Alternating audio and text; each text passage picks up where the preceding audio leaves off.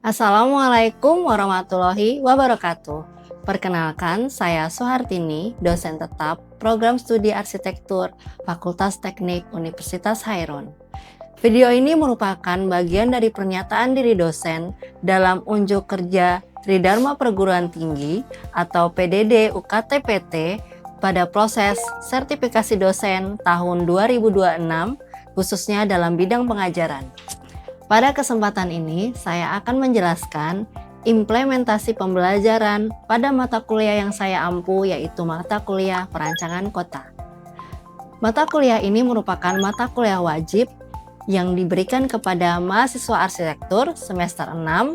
Bobot mata kuliahnya sebanyak 3 SKS dengan pendekatan Project Based Learning. Mata kuliah ini membekali mahasiswa dengan kompetensi mengidentifikasi kawasan strategis, menganalisis kawasan perkotaan, merumuskan konsep, hingga menciptakan desain kawasan kota yang mampu memberikan solusi dari tantangan kota saat ini. Capaian pembelajaran mata kuliah ini ada dua, yaitu CPL 2 dan CPL 4. Untuk mencapai CPL ini, maka dijabarkan ke dalam 5 CPMK. CPMK 1, mahasiswa mampu menjelaskan klasifikasi kota dan elemen-elemen rancang kota. CPMK 2, mahasiswa mampu menganalisis karakteristik kawasan melalui pengumpulan data. CPMK 3, mahasiswa mampu merumuskan konsep perancangan kota berdasarkan hasil analisis kawasan. CPMK 4, mahasiswa mampu menciptakan desain kawasan perkotaan yang fungsional dan berkelanjutan. CPMK 5 yang terakhir, mahasiswa mampu menyajikan hasil analisa dalam bentuk presentasi. Mata kuliah ini diselenggarakan 16 kali pertemuan. Pada pertemuan pertama hingga ke-7, pembelajaran difokuskan pada penyampaian teori. Kemudian dilanjutkan dengan ujian tengah semester pada pertemuan ke-8 dalam bentuk ujian tertulis. Setelah UTS, pembelajaran akan fokus pada pengerjaan proyek. Dari pertemuan 9 hingga 15, mahasiswa akan mengembangkan proyek dengan proses asistensi dan bimbingan secara bertahap. Diakhiri dengan pertemuan ke-16, di mana pelaksanaan UAS, ujian akhir semester dalam bentuk presentasi proyek. Implementasi pembelajaran mata kuliah perancangan kota ini dilaksanakan melalui 3 komponen utama, yaitu delivery, interaction, dan assessment, atau DIA. Pada aspek delivery, pembelajaran dilaksanakan secara blended learning, kombinasi antara kuliah tatap muka dengan diskusi daring melalui platform kampus, yaitu virtual class Universitas Hairun, dan komunikasi digital seperti WhatsApp Group. Dalam penyampaian materi, saya menggunakan presentasi interaktif, dipadukan dengan studi kasus dan contoh kawasan nyata agar mahasiswa lebih mudah memahami dan menghubungkannya dengan kondisi lapangan. Referensi yang digunakan mengkombinasikan literatur klasik seperti Kevin Lynch, Hamis Sirpani, dan Roger Trancik dengan referensi terkini seperti Friedman, Carmona, dan buku Jan yang berjudul Perancangan Kota Secara Terpadu. Sumber belajar lain menggunakan regulasi RDTR interaktif yang dapat diakses langsung pada website Kementerian ATR BPN, serta penelitian rekan sejawat yang relevan dengan studi kasus lokal di Kota Ternate. Untuk interaction pada mata kuliah ini melibatkan komunikasi dua arah antara dosen dengan mahasiswa, berupa diskusi, tanya jawab, review, dan refleksi bersama. Selama proses mengerjakan proyek, saya akan menjadi fasilitator mahasiswa, membimbing mereka dengan asistensi, memberikan umpan balik pada setiap tahapan proyek. Untuk asesmen, yang dilakukan pada mata kuliah ini menerapkan prinsip OB, Outcome Based Education, di mana mengukur ketercapaian setiap CPMK. Komponen penilaian terdiri atas 10% partisipatif, 10% tugas, 5% kuis, 40% hasil proyek, 15% ujian tengah semester, dan 20% ujian akhir semester. Berikut ini adalah video pembelajaran mata kuliah perancangan kota pada pertemuan minggu keempat yang membahas elemen-elemen rancang kota.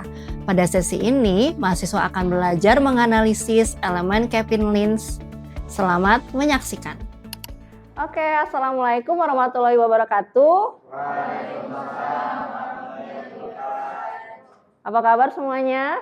Baik. Ini hari Senin, kita kuliah pertemuan keempat perancangan kota. Hari ini ketua kelas semuanya hadir? Oke, mantap. Ya, sebelum kita mulai kuliah, kita berdoa dulu menurut keyakinan masing-masing. Semoga ilmu kita hari ini semuanya bermanfaat dan menjadi bekal sukses kita kelak. Berdoa dimulai. Berdoa selesai.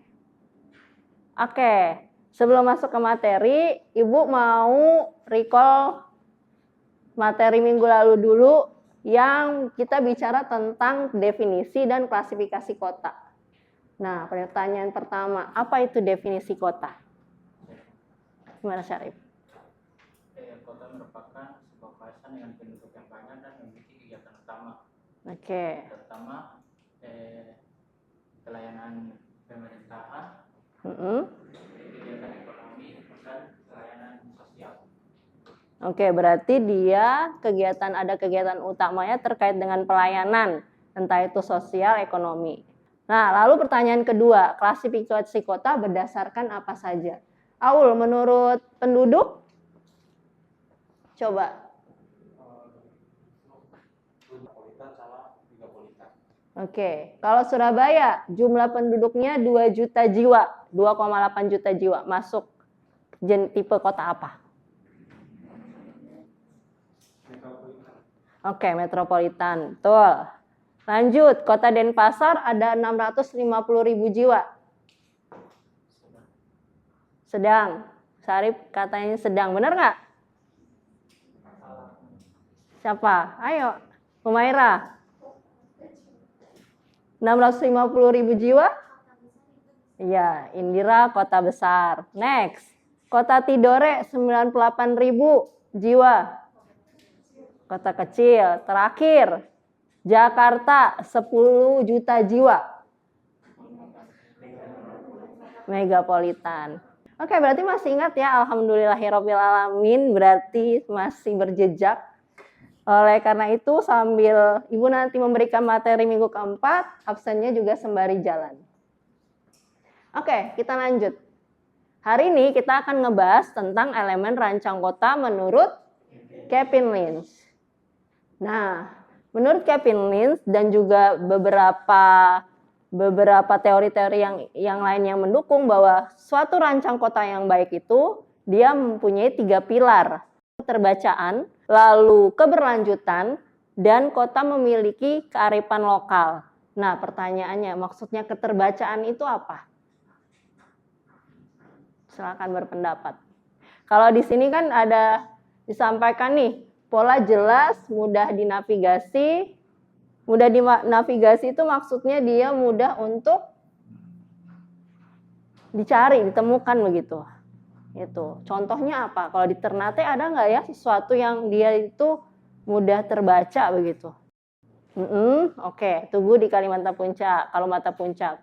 Terus itu keterbacaan, berarti dari desain fisik itu bisa menjadi suatu identitas wilayah tersebut. Jadi kalau ke Kalumata, kita misalkan janjian ke teman-teman, ketemu di mana? Di Tugu Kalumata. Nah, itu berarti dia untuk koridor Kalumata dia punya bisa mudah dibaca gitu. Lanjut keberlanjutan. Quinsa. Keberlanjutan. Itu dia ini kaitannya dengan kotanya itu kenapa harus berlanjut? Ini ada SD di kota itu. Kayak ada ini Semua fasilitasnya terpenuhi.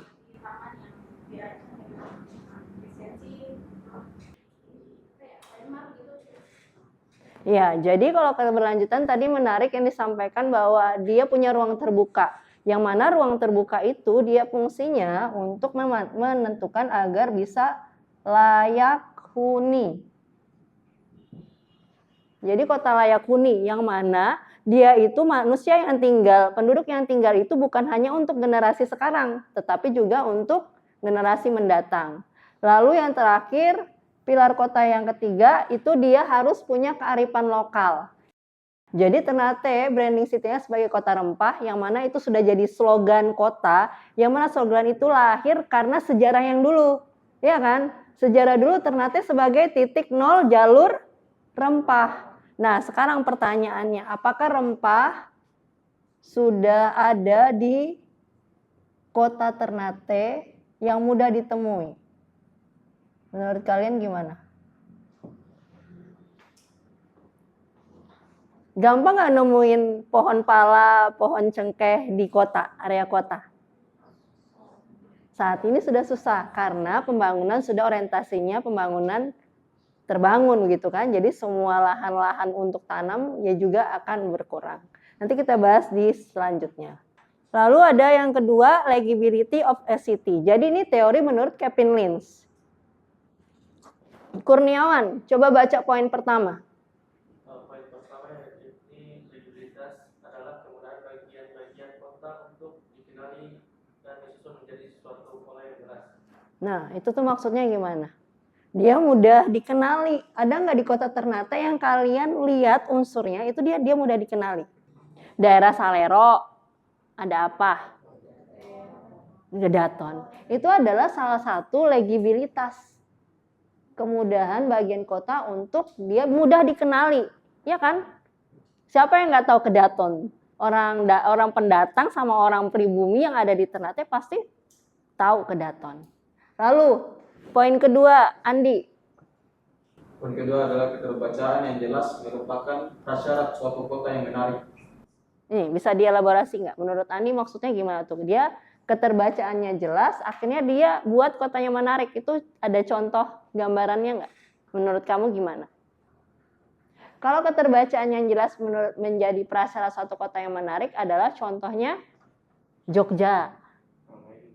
Nah, studi kasusnya ke Jogja. Jogja kan punya Tugu Jogja, punya Merapi, terus punya Kedaton, punya Laut Selatan. Yang mana akhirnya mereka itu menggambarkan jadi satu pola garis lurus imajiner begitu kotanya. Jadi dia punya filosofi yang akhirnya kotanya itu punya identitas yang mudah terbaca. Lalu yang ketiga, Indira. Banyak tanda yang bisa digunakan seperti warna, bentuk, sirkulasi, suara, bau, dan dapat membentuk sense of a place. Sense of place apa? Ada yang tahu sense of a place itu apa?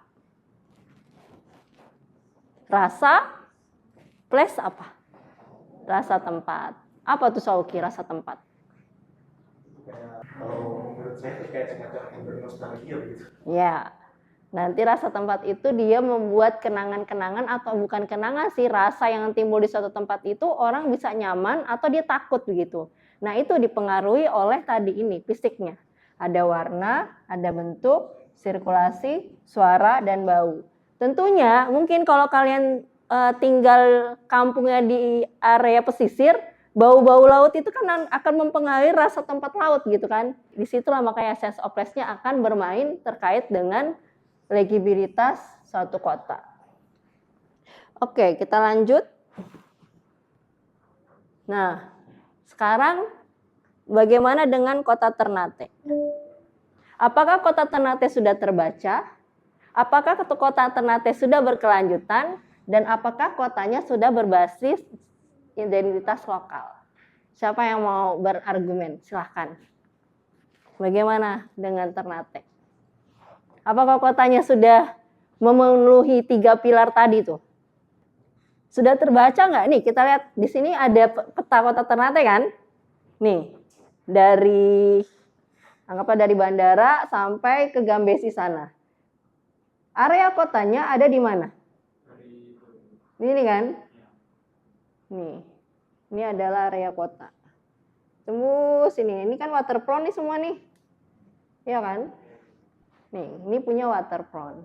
Lalu, kotanya sudah terbaca, apakah di waterfront sini banyak spot-spot yang membuat fisiknya oke nih? Dia kotanya sudah mulai kota tepian air atau apa gitu. Kita mulai bedah dulu deh, ada fasilitas apa aja?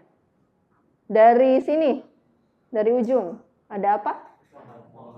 Ada mall, ada hypermart. Sebelum hypermart ada kawasan sejarah tuh. Kedaton. Jadi ada Kedaton dulu. Habis Kedaton baru ada Hypermart. Maju ke setelah Hypermart ada Pandara Kananga. Habis Pandara Kananga ada Pasar Gamalama. Pasar Gamalama, setelah Pasar Gamalama ada Masjid Al-Munawar, Masjid Raya kita. Setelah Masjid Raya ada gedung Duafa Center. Lalu ada Taman Nukila. Setelah Taman Nukila terus lanjut yang mana ini kalau hari Minggu di sini ada apa? CFD. Lalu setelah koridor ini ketemu Landmark. Dari Landmark ketemu lagi Pala Jawa. Area publik sampai ketemu akhirnya pelabuhan. Pelabuhan tembus lagi sampai Gambesi, maka ini apapun yang sudah dirancang oleh pemerintah Kota Ternate, dia sudah mencerminkan waterfront, ya kan? Karena dia terbacanya sebagai waterfront. Pertanyaannya, apakah fisiknya waterfront ini sudah mewakili brandingnya Ternate Kota Rempah? Sudah mewakili atau belum? Menurut kalian? Belum. Ya kan? Akhirnya dia kaitannya dengan kota berbasis identitas lokal masih lemah.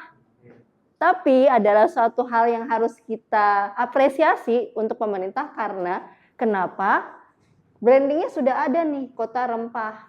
Tinggal bagaimana dari Kota Rempah itu diaplikasikan di desain fisik kawasan strategis kotanya. Termasuk di sini di area pusat kota. Lalu yang kedua yang belum dibahas kota berkelanjutan. Aduh kalau ngomong ini mah masalah lingkungan Ternate banyak ya.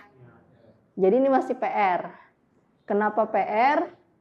Dilihat nih dari landscape-nya Gunung Gamalama dan sekitar Pulau Ternate keseluruhan banyak kawasan lindung atau terbangun?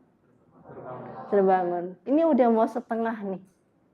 Setengah pembangunan ini sudah di area udah mencapai kaki bukit kaki Gamalama, ke sini ke pesisir udah full bangunan.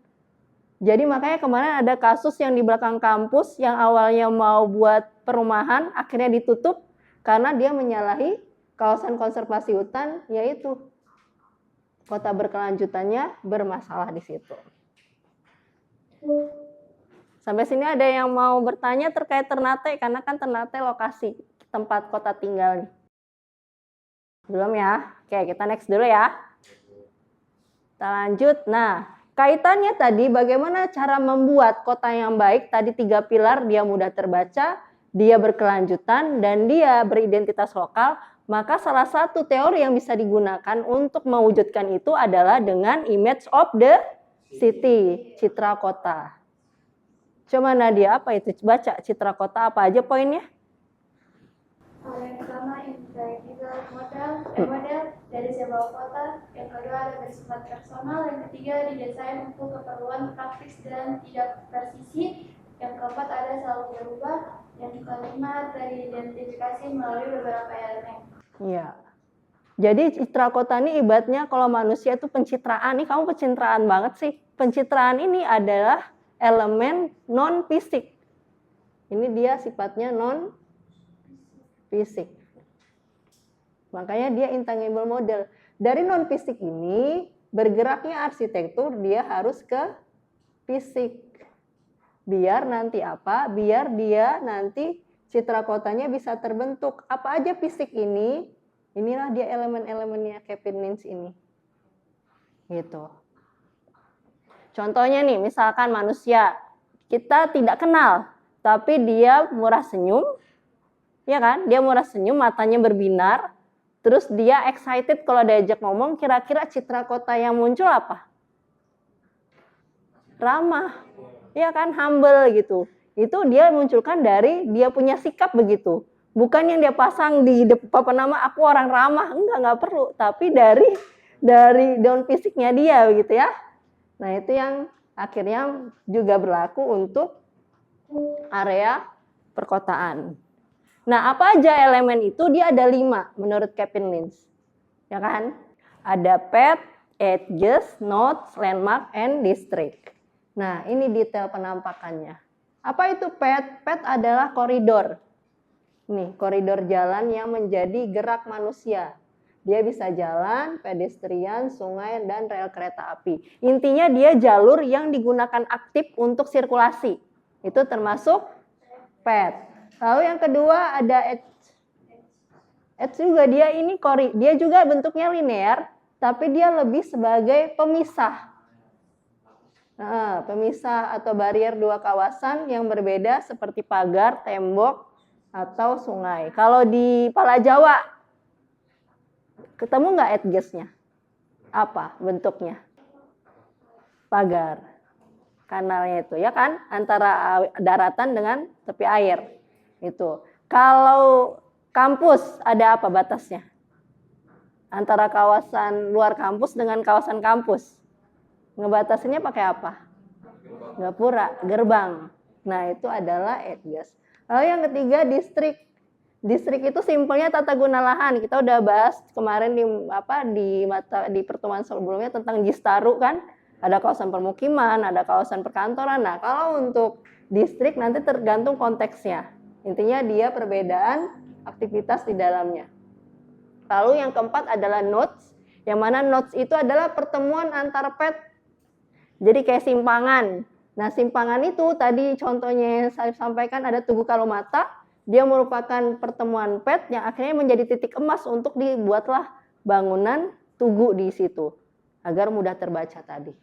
Dan yang terakhir adalah landmark, di mana dia adalah bentuk fisik yang menonjol di suatu kota yang biasanya dia jadi ikon kota, ya kan? Nah, sekarang coba Ibu mau tes landmark kalian. Kalau Bandung landmarknya apa? Bandung Gedung Sate. Kalau Jakarta? Monas. Kalau Surabaya? Tugu Surah sama Baya, buaya sama hiunya. Kalau Ternate? Ayo, Ternate apa? Jadi, terkait dengan landmark itu, dia harus dominan dan dia turun-temurun dari zaman dulu sampai sekarang dia tetap stay gitu. Jadi dia bagian dari sejarah. Ada dua sebenarnya di Ternate ini. Pertama Kedaton, kedua dia alam.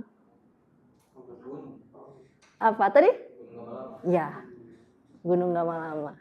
Ya kan? Gunung Gamalama dari dulu. Jadi kalau misalkan kita mau sampai ke Eropa sana bilang Gunung Gamalama pasti notisnya di mana? Ternate. Nah, itu landmark.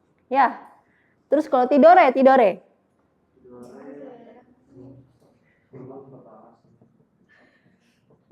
Sama sih kayaknya ya. Tidore Kedaton juga. Labuha, Halsel. Ada nggak? Kan dia terkenalnya apa? Batu Bacan. Pertanyaan ini Bu, di Labuha sudah ada nggak yang merepresentasikan batu bacan? Ada? Jembatan Batu Bacan. Tapi dia berarti kita bisa evaluasi dari sisi landmark apakah dia sudah menonjol. Belum kan? Berarti itulah PR kalian nanti. Jadi suatu saat kalau kalian pulang ke kampung halaman kalian lalu kalian mau memajukan dia, maka kalian bisa berangkat dari situ. Oke, kita mulai startnya dari mana nih? Kita lihat dia sudah terbaca nggak kondisi fisik-fisiknya. Ya kan? Dia sudah berkelanjutan nggak? Kira-kira kalau emang harus ada dari 10 program, mau ambil satu yang bisa berdampak untuk pembangunan fisik supaya kotanya bisa beridentitas, kira-kira kalian mau bangun pilih dari 5 item ini. Pet, nodes, distrik, edge, landmark. Karena itu nanti akan menciptakan kota yang kalian tuju mau membangun seperti apa. Bayang ya? Kemudian tadi, dari 5 tadi itu akhirnya digambarkan dalam bentuk mental map. Ama, apa itu mental map? Adalah gambaran abstrak kota di benak masing-masing individu tidak bersih dan selalu berubah. Karena abstrak berarti kira-kira dia antara Ama, antara Aulia, antara Syarif sama atau enggak? Beda. Kita bisa bicara mungkin di area kampus lah. Tapi saat disuruh mau tekan kampus, tentunya ada yang ingat di sebelah ATM di sini, ada yang emang nggak peduli ada ATM atau enggak, karena tergantung dia punya tingkat pengalaman interaksi di sepanjang koridor itu. Jadi dia itu tergantung persepsi masing-masing begitu. Yang biasanya digunakan untuk menentukan arah, lalu dia itu tergantung dengan pengalaman dan persepsi masing-masing orang pengamatnya. Nah, ini adalah mental map yang pertama kali dibuat oleh si Kevin Lynch untuk kota Boston. Nah, ini mental map yang dibuat oleh anak-anak SD. Sekarang pertanyaan Ibu, kalau anak arsitektur buat mental map, apakah tampilannya seperti ini atau sedikit lebih meningkat? Nanti kita lihat di akhir. Sampai sini ada diskusi? Ada pertanyaan terkait citra kota? Kalau nggak ada pertanyaan, berarti Ibu yang menanyakan melewati tugas ini. Tantangan 15 menit. Apa itu? Buat ini. Live sketching. Kawasan apa? Kampus. Nah, kawasan kampus Universitas Hairun. Tentukan path, edge, node, distrik, landmark tanpa melihat ya. Tanpa melihat Google Map. Ayo. 15 menit dari sekarang. Mental map itu dia pasti ada jalan, lalu dia tidak lupa dengan kondisi fisik alam lainnya. Kalau ada gunung berarti gambar gunung. Kalau ada sungai digambar juga. Jadi dia dimulai dengan menentukan fisik yang bisa kita temukan dulu. Kalau di kampus berarti kita tentukan apanya duluan? Jalannya. Silakan sketsa. Oke, kumpul sekarang. Oke, ini ya berarti sudah dikerjakan semua. Intinya akhirnya kalian paham bahwa mental map itulah yang nanti akan berdampak untuk membentuk citra kota yang baik. Jadi kalau mau buat merancang kota yang baik, maka ingatlah menggunakan 5 elemen tadi. Apa aja yang pertama? Ada path, kedua edge, 3, 4, distrik, 5, landmark. Oke, alhamdulillahirrahmanirrahim. Terima kasih atas kehadirannya hari ini. Ibu ini tadi udah bisa jawab, berarti udah paham semua. Kita ingat ya, ini pertemuan keempat. Nanti pertemuan ke-8 kita UTS. Setelah UTS kita baru mulai mengerjakan project. Projectnya apa? Projectnya adalah merancang kawasan strategis kota. Oke? Oke. Ibu akhiri pertemuan kita hari ini. Terima kasih banyak atas kehadirannya. Wassalamualaikum warahmatullahi wabarakatuh. Waalaikumsalam warahmatullahi wabarakatuh. Terima kasih. Masya Allah. Baru saja Anda menyaksikan video pembelajaran pada pertemuan minggu keempat mata kuliah perancangan kota pada program studi arsitektur Universitas Hairun. Saya berharap cuplikan pembelajaran ini dapat memberikan gambaran yang nyata mengenai implementasi pengajaran yang saya terapkan di dalam kelas. Tidak hanya berorientasi pada pemahaman teori saja, tetapi juga pengembangan kompetensi praktis mempersiapkan mahasiswa menghadapi tantangan dunia kerja profesi bidang arsitektur. Terima kasih saya ucapkan kepada Kementerian Pendidikan Tinggi, Sains dan Teknologi dan seluruh tim sertifikasi dosen tahun 2026 atas kesempatan dan dukungannya. Terima kasih kepada pimpinan Universitas Hairun, kolega dosen khususnya program studi arsitektur Fakultas Teknik Universitas Hairun, serta semua mahasiswa yang telah berkontribusi dalam proses pembelajaran. Demikian yang dapat saya sampaikan, semoga bermanfaat dan dapat menjadi bagian dari upaya peningkatan kualitas pendidikan tinggi dalam mencerdaskan kehidupan bangsa. Wassalamualaikum warahmatullahi wabarakatuh.